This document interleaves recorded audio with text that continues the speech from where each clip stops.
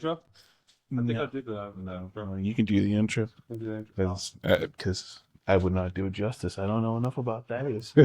Well, I don't want to lead with anything. So what I You will can. say is we're starting Black History Month very intentional, right? Mhm. We're looking for inspirational stories, right? Mhm. That people can come on here and kind of just share their wisdom and their experience. And one of the guests that we are beyond excited to have is Thaddeus Miles. We welcome. We've just I got you. Yeah, yeah. Wait, are we doing? Were you just practicing that? I was gonna say you just did a I good was job. confused because Now I wanted to start. So one of the questions that I kind of wanted. Are we starting now? Oh yeah, we're Oh, live. okay, we're Yeah, live. Okay, you, okay. you kind of set us right off. yeah. Well, I mean, to be fair, so everyone understood. We're with Thaddeus Miles, Yes. and I think it'd be fair because you earlier you were talking about like how you don't have your academics on LinkedIn. So then my question for you is, could you kind of describe a little bit about yourself, and don't worry about being humble. Yeah. But can we start before you start on your? What I want to know is, what do you think people should know about you before they understand your professional? Because we're gonna get into all of your growth and how you came. But Yeah. in your mind, what should people understand about you before they start thinking about engaging with you in any other way? Well, I think the most important thing for me is people should understand that I'm the son of Evelyn Miles, right? It is important for me for people to understand that my gratefulness, my grace, my North Star has always been my mom, right? And everything that I do is to make her be able to see all those nights that she was on her knees praying, all of those mornings that she was having to get up and go to work because she worked 3 jobs. It's 3 of us. But she never missed one of our sporting events. All those times she made me go to church, right? That I didn't want to go. All of those times that she prayed over me and for me and for my and the family, and all of those laughs and all of that pain that she suffered, uh, through the years of working in the fields, right? Because she grew up on the farm and working in the farm and other things are, were worth it. And so I've lived my life to make her proud. And now that she's an ancestor, it's a little bit different, right? And so my North Star is not about, nothing about me is about academics or about any of those other things. It's about being grateful, having grace, and understanding that joy and love move me further than anger and sorrow. So that's what I think most people should know about me. Thank you. Yeah, thank you. Well, you did answer my question about academics, but now I don't know. I'm sort of bewildered. Not bewildered because not that I don't Correct. understand you, but like I just haven't thought of it. Thought of I don't even want to say career because that seems like the wrong way of saying, but living one's life with a sense of like I don't even want to say like moral clarity, but like just a greater purpose where it's like it's beyond you. Like you're grateful for all the work, time, and effort your mother's put into you, and as a result, you put that same level of like work and effort into the work you do. And I asked you to not be humble about it, and you said it probably in the most humble way possible. Yeah, what I learned, here's what I learned, right, was that my CV doesn't say anything about me, Mhm.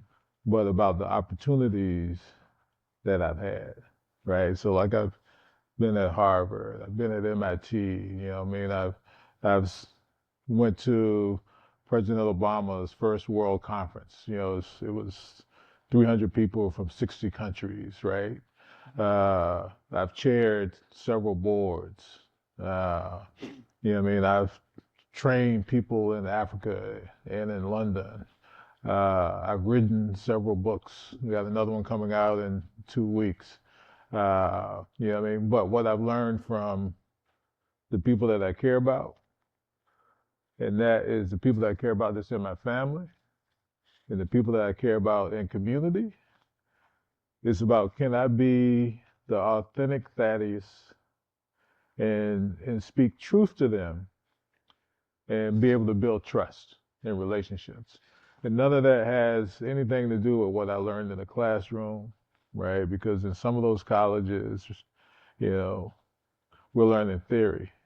And what I found is that theory and the studies that they're doing don't necessarily apply to folks that look like me and folks that have struggled like me, right? And I think sometimes we forget that the reality is, and I tell my interns, like when they come in, is you see me now, I drive a nice car, live in a nice place, I got a little bit of money in my pocket.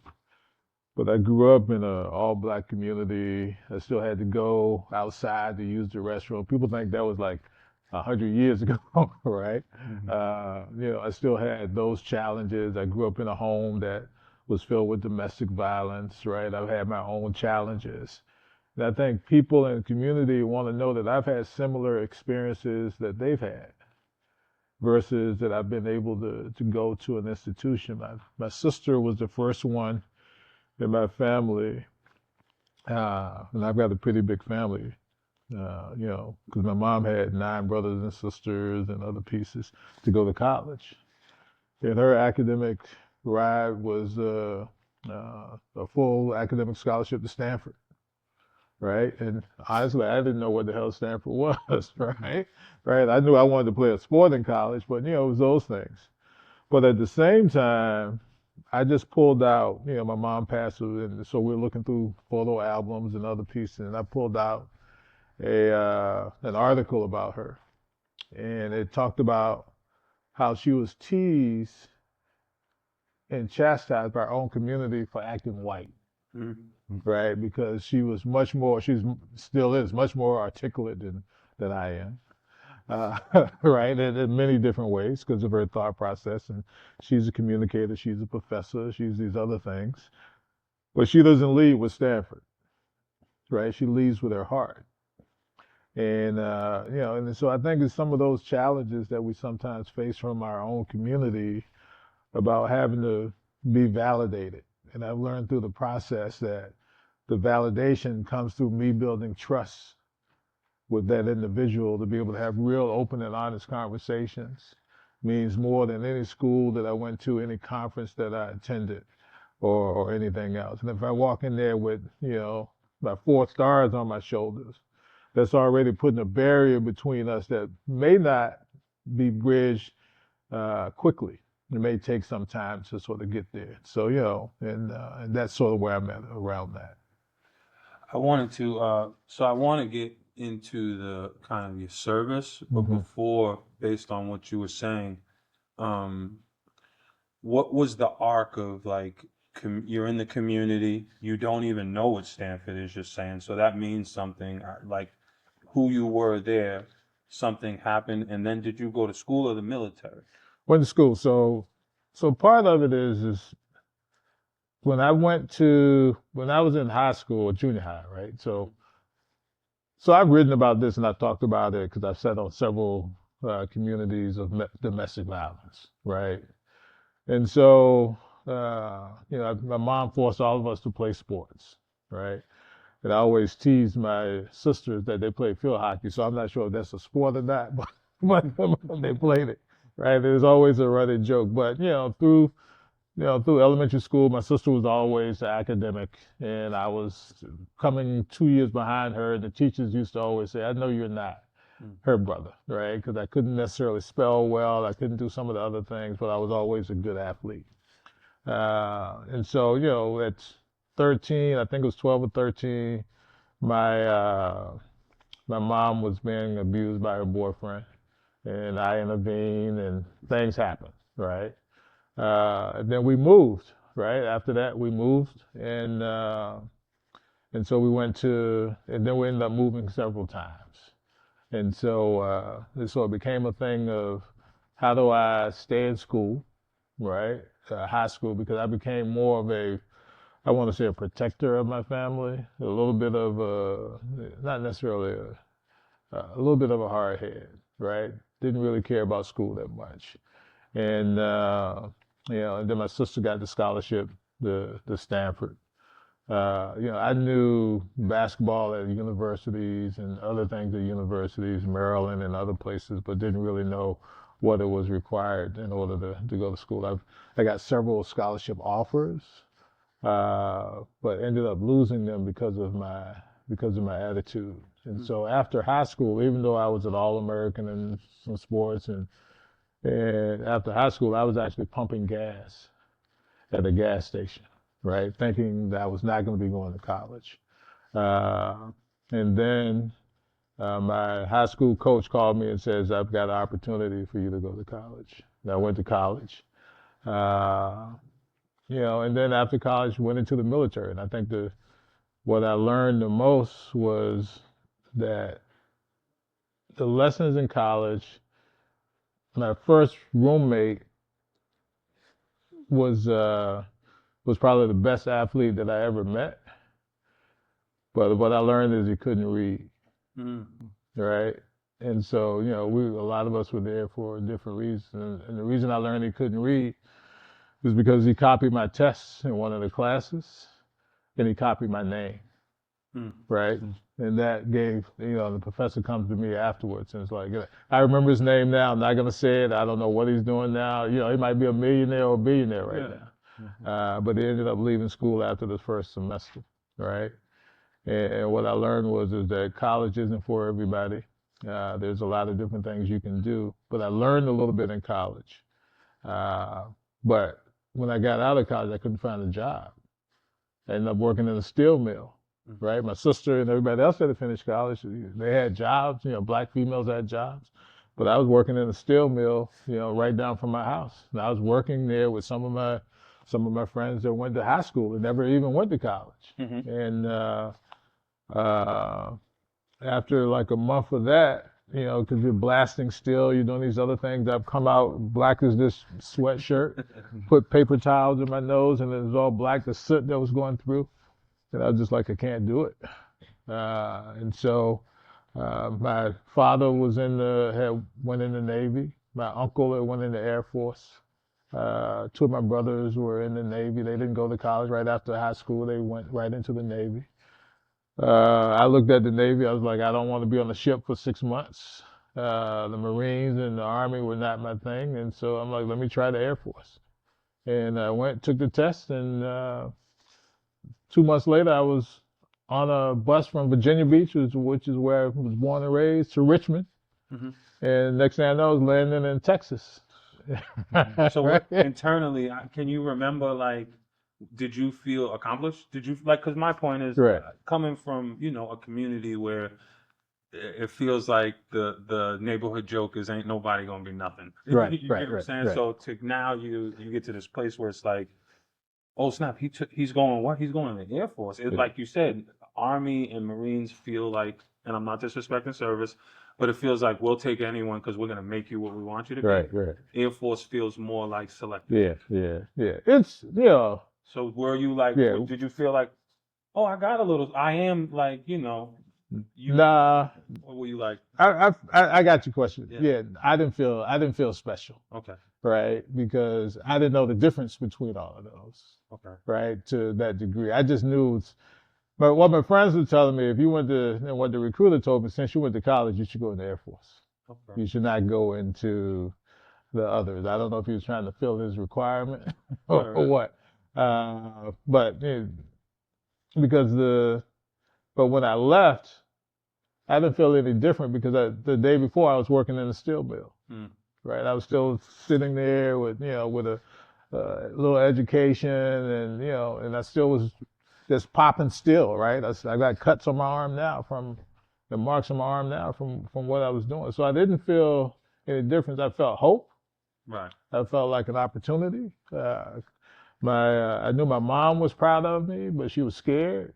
Right, I knew my grandparents who were still living at that time were happy that I was going in because, most of our family had went in the military to some degree. But I didn't feel accomplished because I didn't know what I was going. I was more scared. That's what I was gonna ask. Right. You were afraid. Yeah, I was like, am I gonna make it with this? Because raising up doing sports, right? I was used to all the yelling and screaming. That didn't bother me, Okay. right? You know what I mean? So I was like, all right, I'm going to this basic training and I'm gonna be yelled at, but am I gonna be able to pass the test? Am I gonna be able to do these other pieces, right? And it turned out it was the best thing that ever happened to me.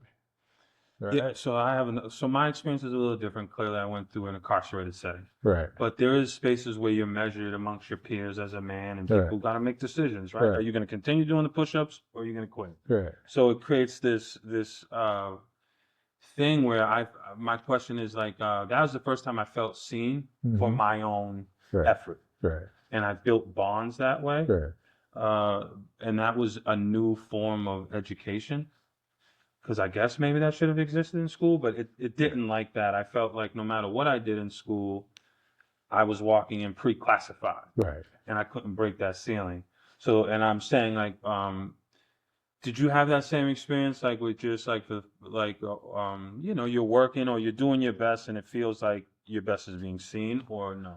In the military, Because I've never been in the military. yeah. So through basics, so here's what I'll tell you. When I came in, my TI, which is the training instructor, I think was 5'6", Okay. right? And they had these big hats, right? Like the flat, what they call out here state trooper hats, right? So it's like that. I used to have to bend down to talk to him Okay. because he's like, I am not going to be looking up to you. You're going to come down to my level. So whenever he's talking to me, and I started off as just a normal member of the group. So just say it's 50 of us. There's a bunch of people coming in. It's 50 of us, and I'm just a regular person. Within 2 weeks, I'm a squad leader, right? Within 4 weeks, I was a flight chief, which meant I oversaw all of everybody there and figuring out how to help. So what I felt is that I was being seen, but I wasn't working to be seen. Right. I was just doing the work. Right. And it was, and I think it was the mixture of what leadership looked like, being an athlete, being on a team and playing sports at a different level allowed me to sort of engage and not look at the stress of what we had to do, to be an emotional factor that caused me to behave differently. So I think my behavior stood out. And then some of the studying habits that I was able to help folks with, and my ability to listen, and my ability to engage with that 5'6", 5'7" TI, right? That couldn't bother me, right? Because we've all seen Full Metal Jacket and some of those other movies where they're yelling. That's real, right? And but it didn't, and we had people in there that broke, right? We had people in there that we had one guy that didn't want to take a shower, right? So the same, I thought all of that was movies, right? But it was real. And so so how do you deal with it? How do you work with the team? We had people in there that didn't know how to study, right? And we didn't, and then we had to learn the different tricks of sort of like all of your clothes had to be, your shirts had to be folded at an 8x6, right? Your underwear had to be done at a certain piece. And what we ended up learning was fold them, starch them, put them in the sheet, get another plastic bag, right? And put all of your, leave that drawer like it is and never touch it. And in your laundry bag, have clean and dirty clothes. Right? So you can actually move your clean clothes. So whenever they came in, because they came in with a ruler and did the measuring and did anything else, it was never changed. And so you always passed, right? We ended up having cue cards, right? Doing index cards for the guys that couldn't pass the tests, right? And working with them at night. The fitness stuff, right? We had one guy, the one that didn't want to take a shower, was in bad shape, right? But we had X amount of time to run a mile and a half. And in the end, you had to be able to pass. But you had to be able to pass as a collective. Right. Everybody's. Yeah. And so I was, I was a flight chief, but I had a fitness guy that we had that was a runner, right? He did all of our pacing and everything else. at the end of the day, my team was at the finish line, and we were 3 minutes under the time. Mhm. But the one guy was still running the laps. And we had to have an instructor run with him while the rest of us ran in place until he got there. And we made it by like 30 seconds. Ooh. Right? So, but that was the ability that no man left behind. Everybody's connecting. And a reminder that you're still as strong as your weakest link. Mhm. Right? And how do you make that person stronger? And how do you not? He was probably the weakest physically, Right. but the smartest academically, right? With strategies on how to study and being able to tap into what that resource was and be able to understand what his features are, be able to understand a little bit of his history. He came from Kentucky, right? He was the only child. He came from that he hadn't really engaged with any black people, right? I'm sure hunting and some of those other things that we ended up having to do around gun control and other pieces, he was amazing. But it was certain parts, and I think those lessons, right, of all of the different faces that you have to engage with in the military, because in reality, those are part of keeping you alive and learning their strengths, learning their weaknesses, and being vulnerable enough to build authentic relationships really helped me throughout all of that, throughout my life and today. Ironically, just this weekend while sitting in this snowstorm, I was looking at all of my military stuff. And if you saw it on Facebook, I was out, I was going through old pieces. I found all the old letters that people had wrote me. I found the letter that my mom had wrote me, the different cards that she had sent me, the different friends from college that had sent me. And it was amazing, to understand who I was at that point to who I am now and the care that they wrote. And then, I ended up calling a lot of them and having conversations, right? And I haven't talked to them in years. We're all still cool. You still have those people that you call 10 years from, you haven't talked to in 10 years. It's like you talked to them yesterday, right?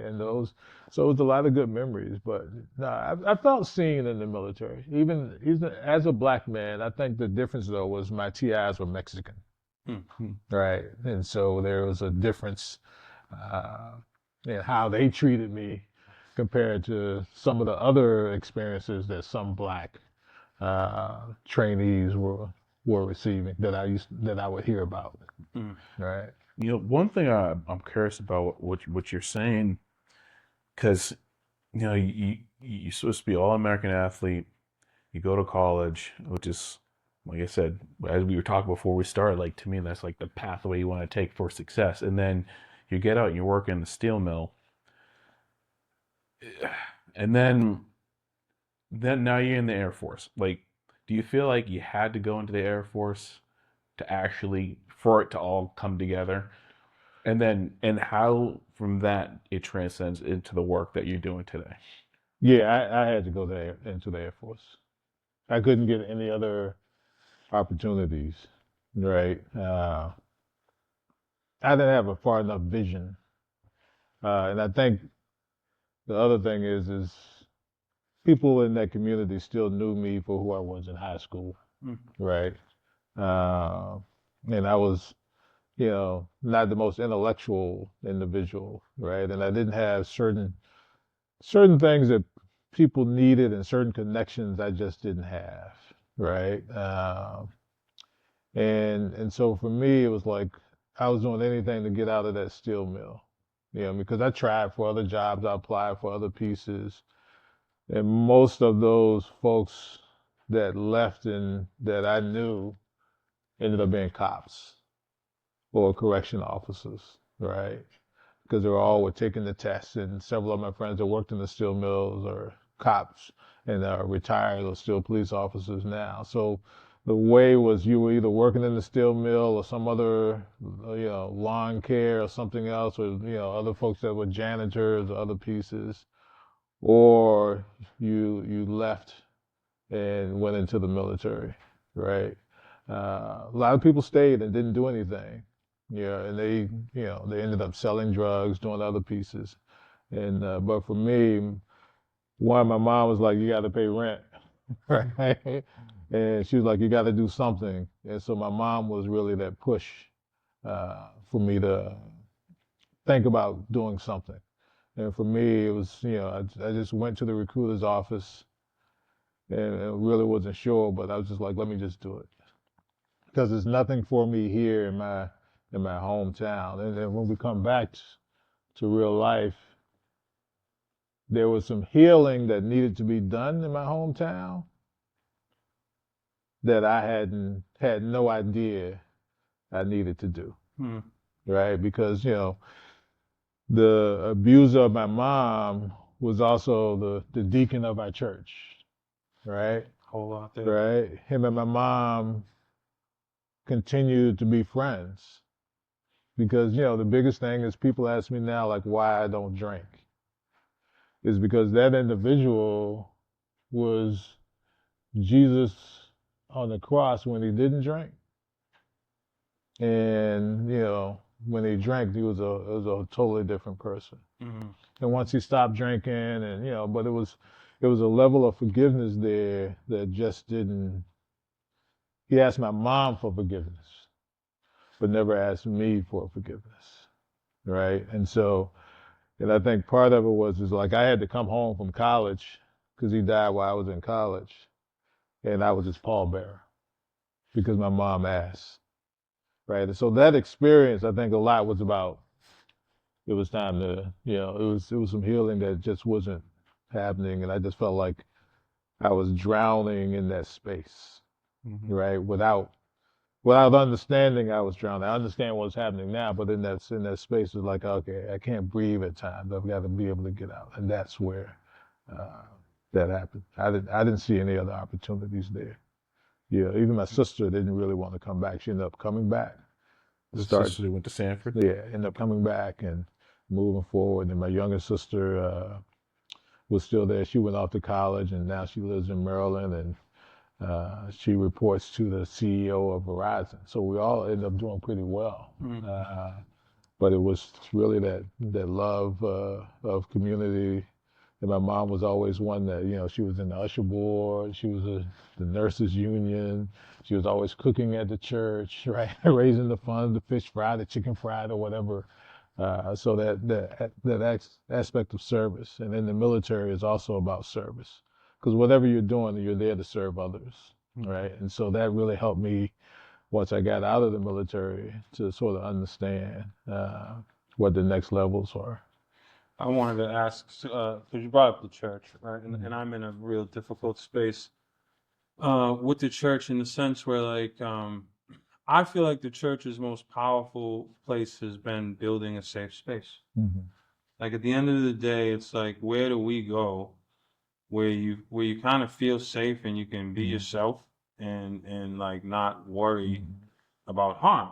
And for me, like, as the church has got worse at that, or that not being a priority, and it being more about like, scripture and education and all that, I can't live in it because, the data. Like Yeah. we do work where there's real tangible data and there's real places you can see if you put your hand there, it's going to have an impact.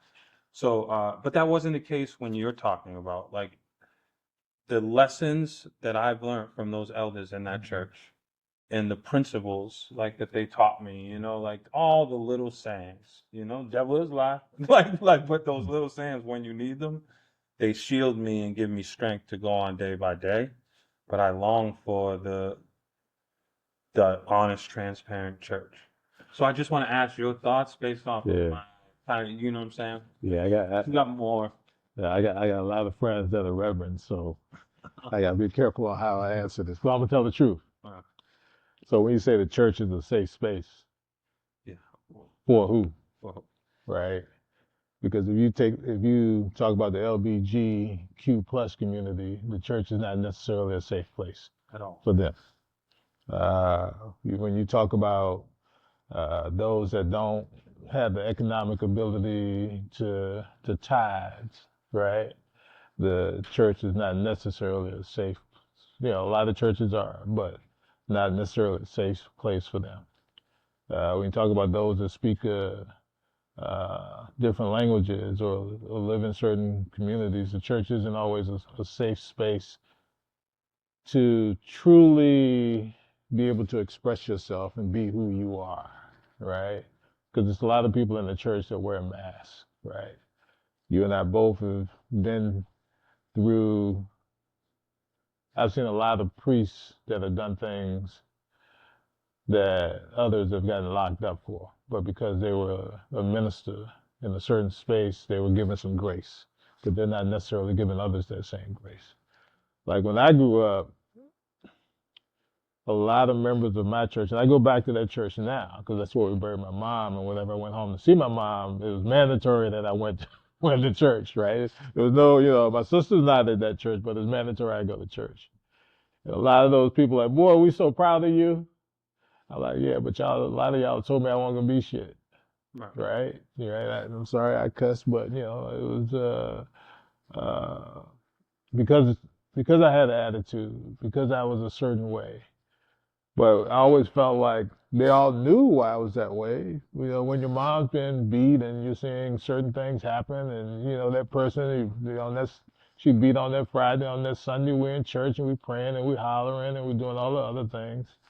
There's a difference, right? But my grandmother on my father's side was a big church, helped start our own church with my grandfather, and me and my brothers laugh because we used to go in there. I used to come home from college, and because they started when I left in high school and college, and they put us in the front and they put hands on us and they're all praying. And right? You know what I mean? It was like, we took it for a joke, right, at times, but it was, and that all said, there was some knowledge and some love in that church that I don't see that exists now, right? There were people in there that did hug me and say, boy, it's going to be all right. It was people that did say, boy, you can do better. It was people that said, we love you, right? So that for me, it's a combination of all of that. I do yearn, like I don't go to church now. Me neither. But there's some amazing church when I think about, Jubilee, when I think about Morning Star, when I think about Kingdom Builders, when I think about some of these other Boston churches, when I think about Calvary that used to be here. My son used to go there. I went to church. I went home for my niece received her master's degree, so I went home and I was there for a Sunday, and I went to my sister's church, which is a big church, and it's and they have 3 services, and it's they got like the mega screens and everything else, and I loved it, right? Loved the music, loved the word, but something about it, just didn't sit in certain places for me, right? Because it felt like a performance, right? And I'm used to, Reverend Terrell, who was the minister, when I was raised, had that preaching and that humming and that, you know what I mean? And that snort and those other pieces. And, their minister there now has it because, with my mom's funeral, he gave it everything, right? And I appreciated that. But, church is a complicated space, right? There's, you go to Roxbury, there's 450 churches within a mile, right? With all different levels of denominations, with all different, and I'm not even talking about Muslims or the what is it? There's 26 different hundred variations of religion, right? And so people are dying over it. I just believe in God lives in my heart, and God lives in my soul. And if I treat people as human and live with grace and dignity, and treat them with grace and dignity, and don't plot revenge, because for me the best revenge is success. Is me to continue moving forward and being thankful and showing grace. Then I'm doing what he needs to be doing, and I'll see the rest of my family in heaven when that time comes. Yeah. I really appreciate that perspective. I want us to kind of pivot, and I always give you the opportunity to pass because we live in just like a nutty world. Right. But I'm impacted by, so I worked in residential, Mm-hmm. and in residential we had we had all of these different episodes where we would have to restrain a young person for a slew of different reasons. They could be, trying to fight someone, they could be trying to hurt themselves, but in those cases, we worked effectively as a team, Mm-hmm. and we would have our training would come in, right, where we Right. would have to approach and really restrain the person the right way. We would have, understanding that someone would have to take care of the other people in the crowd, like, because we're in a residential, so there's young people there, right? And we would execute that, I would say, as a team of local professionals that were just, it was a startup place coming out of college. We would manage that in coordination with the local police and the hospital, Right. because you have to, obviously those young people need a high level of care, so you transfer them to the hospital to be evaluated, or the police if it's Right. that dramatic. Where this ties in is seeing the things that happened in Minnesota has really triggered me as a professional, Mm-hmm. because like that looks just on my eyesight like the completely wrong training for people that are dealing with citizens. Mm-hmm. Now you have a background in a broader scope, like that's broader than my residential. So my things is just sitting there looking at that man. All I look at, I feel so connected to that man, because in any spaces where that stuff happens, those are what his thoughts are my thoughts. Right. How do I help the woman? How do I do that now? Because I'm in a different situation with the firearm, but my point is, do you look at that and does it concern you at all, or do you feel like not concerned? I guess would Right. be the Right. question. I'm always concerned, right? I'm always concerned on how law enforcement and I'm gonna say citizens are interact. I'm more concerned how law enforcement and black men interact, right? And so there's a focus on that, and so and before I jump back into that, I'll give you an example. I had my son and one of his best friends.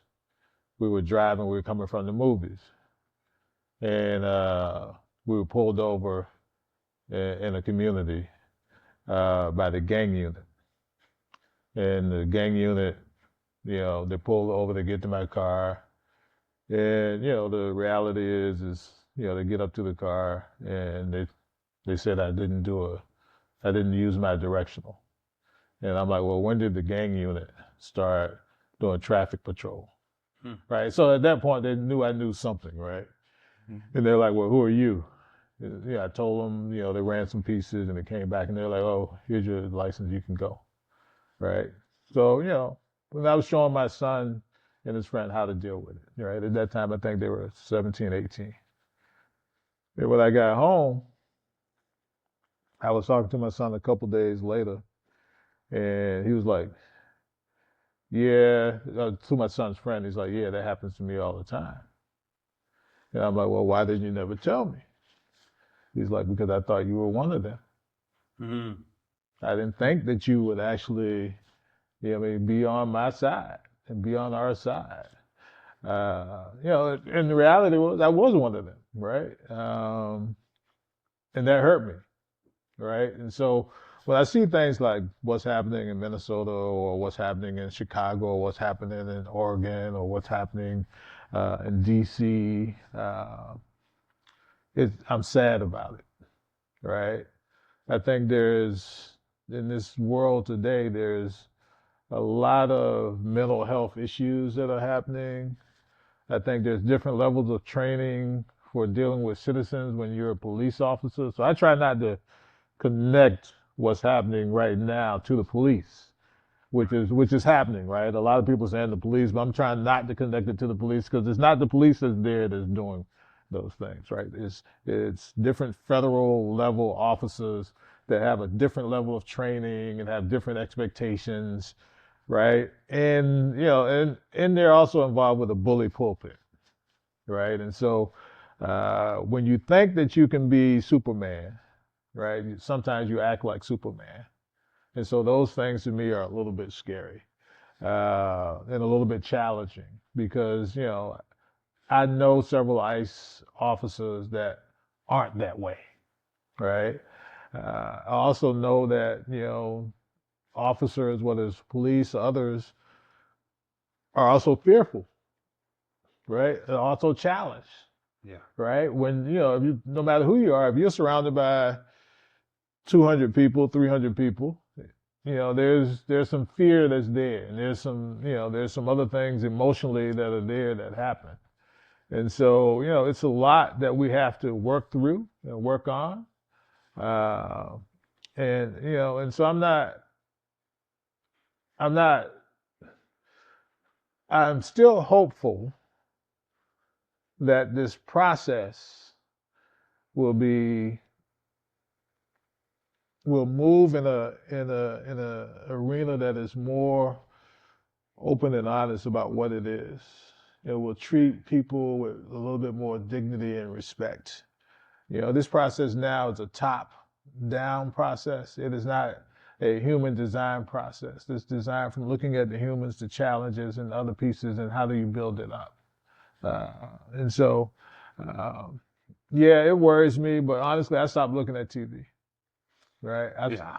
I stopped listening. I stopped watching the news. You know what I mean?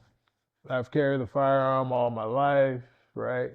Uh, and had different powers and carried different types of firearms, been in different countries, right? Some of this is, like when I was at Harvard, I was working with Charles Ogletree and Charles Nesson in Jamaica.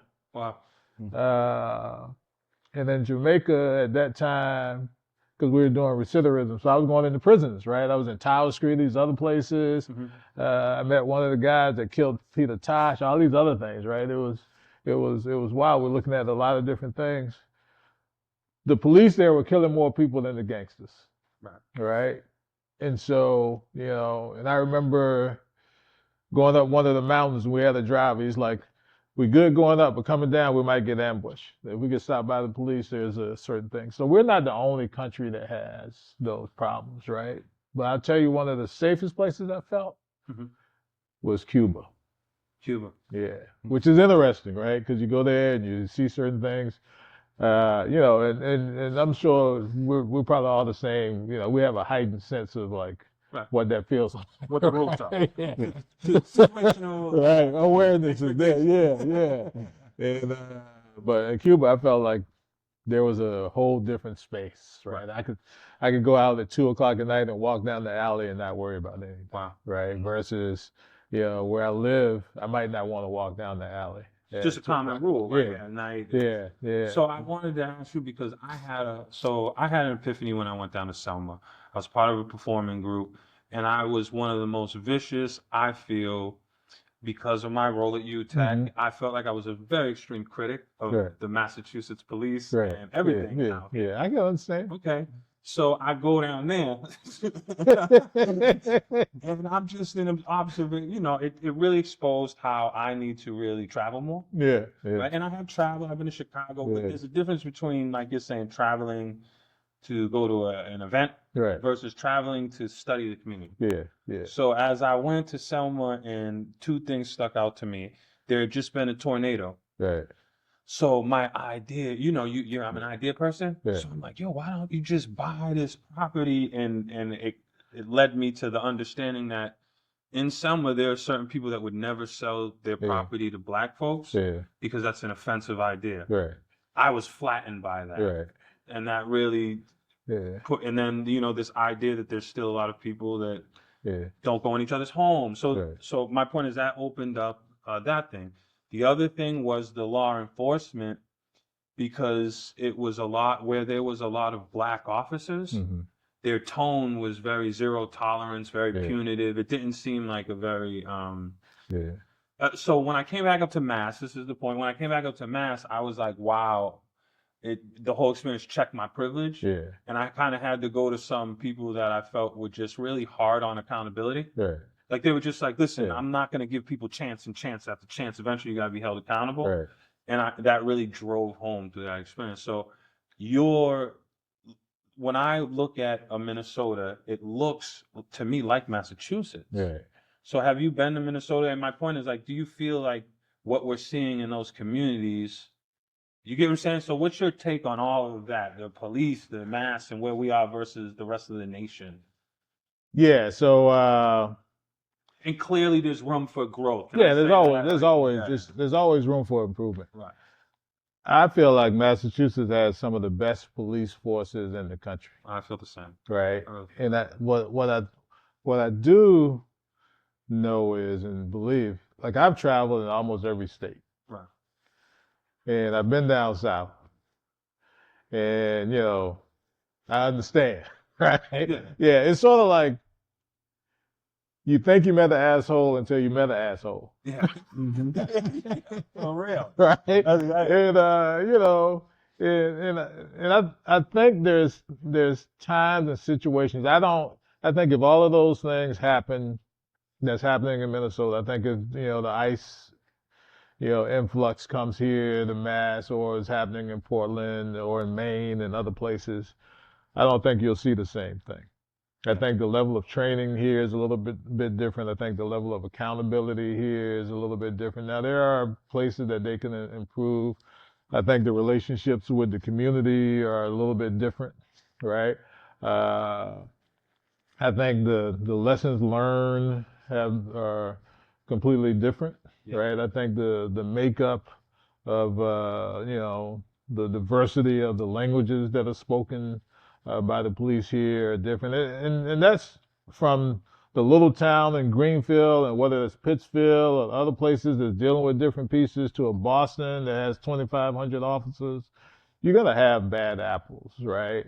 In everything that you do, and you're gonna have a history of people being mistreated, right? Because we see the people that are getting out of jail now because of the unfair practices of the police, back in the day, and some of those trends, and I understand that, and I think that's in every city, town, across the nation, and that's in every country. But I think there's been a lot of good lessons learned by the police here about what community engagement truly looks like. Right.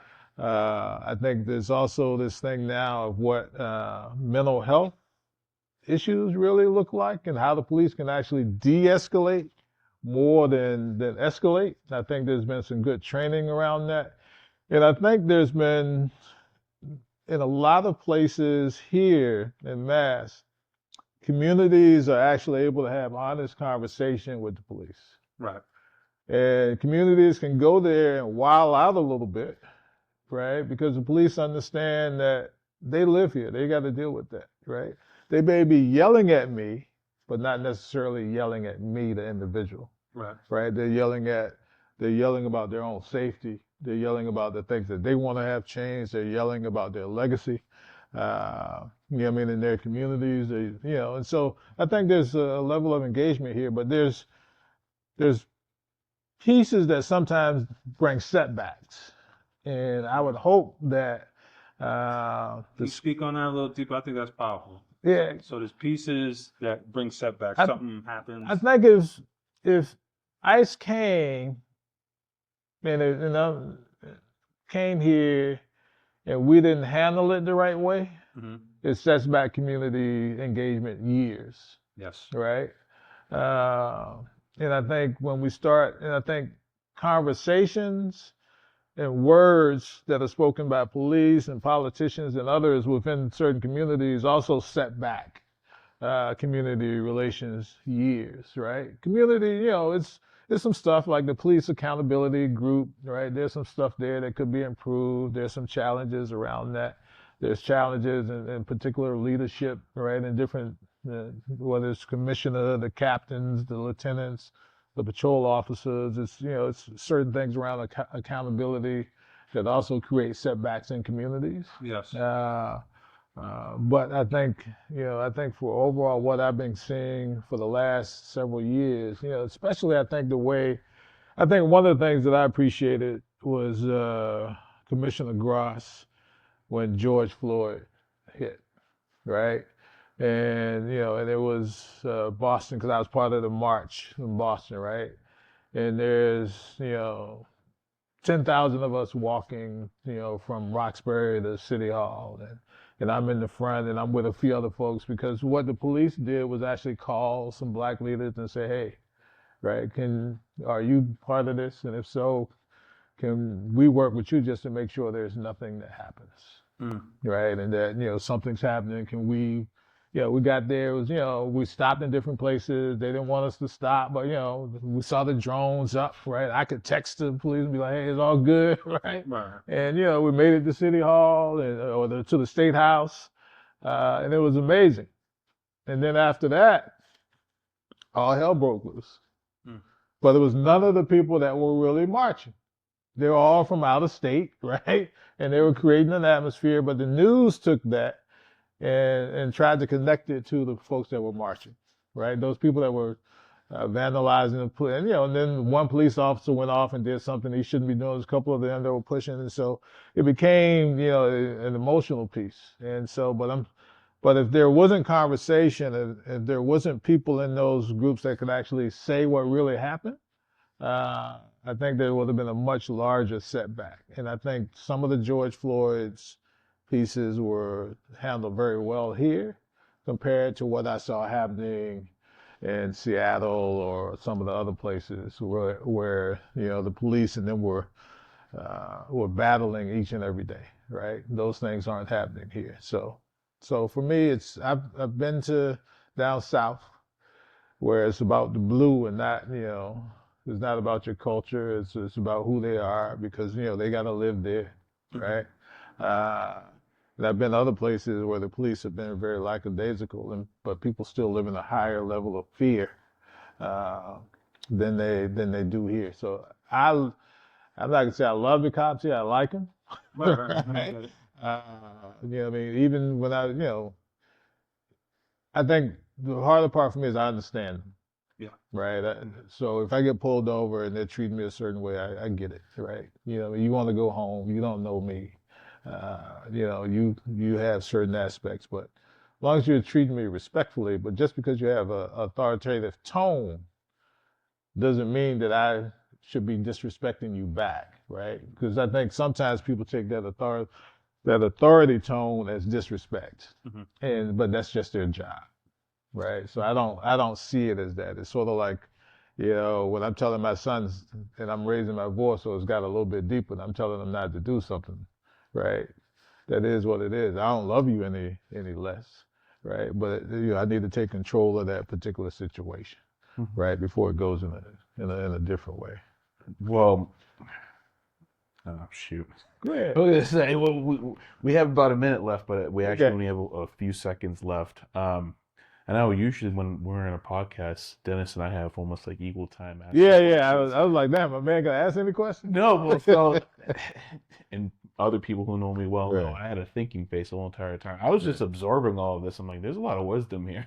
A lot of wisdom. I didn't want to interrupt that because I like learning. And one of the things that we never got around to, but I was like, you touched upon where like, there were people who acknowledged that you could do more, and then you did do more. You got into the Air Force, and then we never really talked more about like where you are today.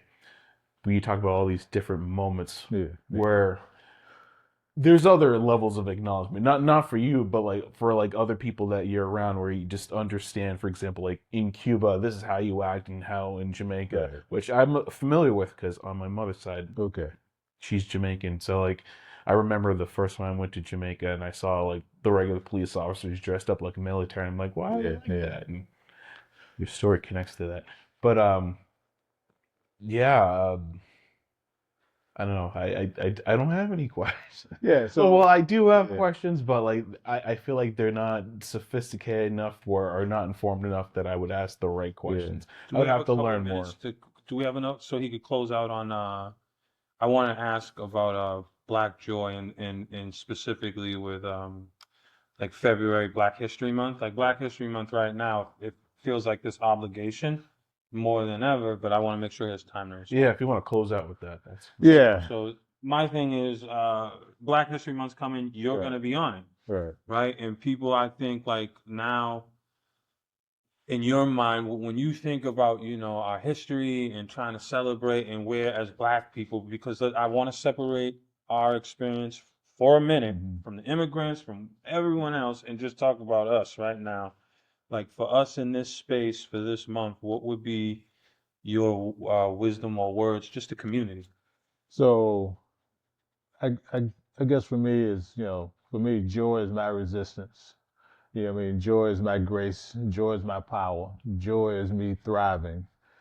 But when I think about community, I would say in Black history, I would say act like community, right? Because I think so many times we don't act like a community of people, and we don't celebrate.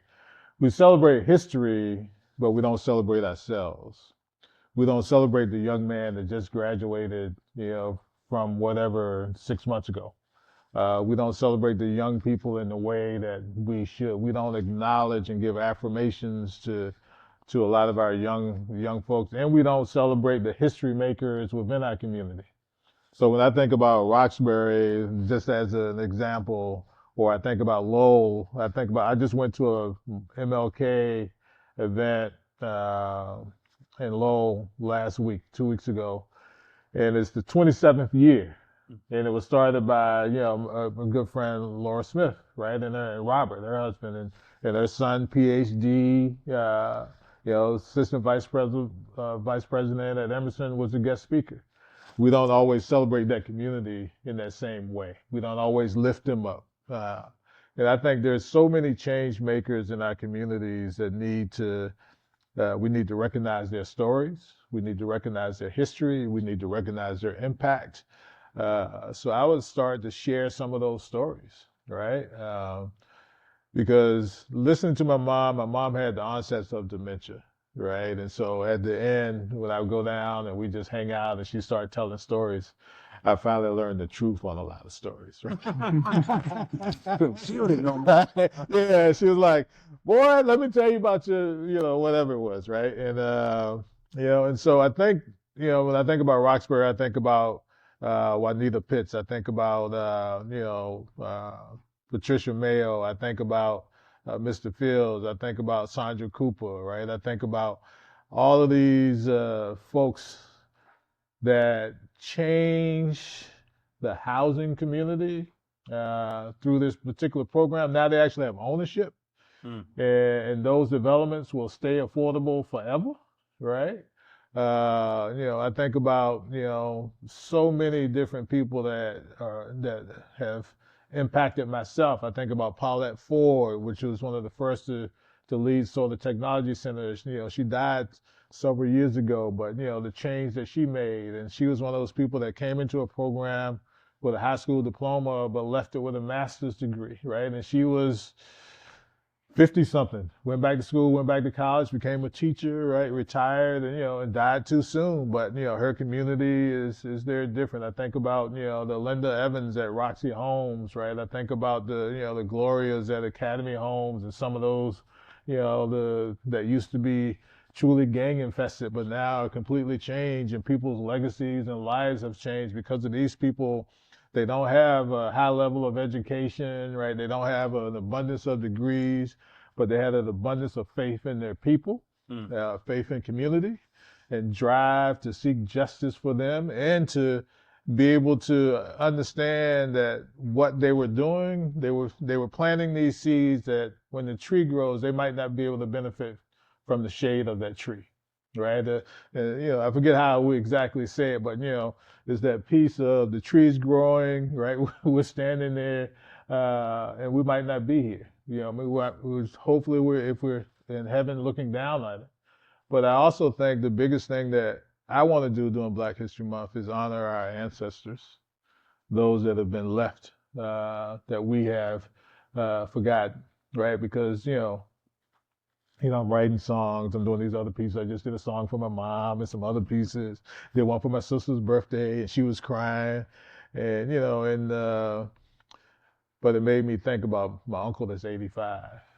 You know what I mean? And how do I give him his flowers while he's still here? My aunt that's just turned 80. How do I give her flowers? But my other aunt, Lavinia, that died when I was 17, I haven't really thought about her until right now, actually, right? My uncle James, right, that was former Air Force. He only made it 6 months, though. He was kicked out after 6 months, right? My grandparents, I was just looking through. I know I only got a little bit of time, but I was looking through my military stuff, and I found my grandmother's homegoing service program, Mm. right? And the miraculous thing for me, this was January 23rd when I was looking through this stuff, and her homegoing service was on January 23rd, 1989. Wow. Right. And I was saying to myself, what message is she sending me right now that I need to learn and listen to? And so I honor our ancestors, tap into our ancestors. But the first thing I would want our community to do is honor those that they know, those that have treated them well, those that have helped them get to that next level. Share that history. Mm. Because I think our young people need to know that, because they're walking by giants every day and don't know who they are, right? The same way I consider you a giant in the community, right? And that you're a history maker, the lives that you've changed, right? The lives that you're going to continue to change, and your own life change, right? You're married to a beautiful woman that's, has also a history maker, right? And you're in here doing your thing, and you're a history maker. And the brother over here that nobody's seeing, that's taking photos, right? All of those photos count Yes. because they're there forever, right? And as a photographer, I understand he's telling a story, what he sees, right? And what he sees in his heart and what he sees with his eyes are two different things, right? And so being able to capture that and be able to tell our stories, I would hope more people would share their authentic stories about their own families. And if they're hating on each other, I'm gonna say hating, right? Because if they got any discourse among themselves, that they use this month to bring themselves together, right? Because we as a country are separated, right? Which is in the same time separating families. And this is the time for Black families to come together, to get over those things that were challenging us in the past. And so I'll say to whichever camera here, to anybody that's listening to this, that I've messed up, I apologize. I apologize. Right? And and if you need to call me on it, call me on it. I'll be the first to be there and have that conversation. But I think those are the things we need, right?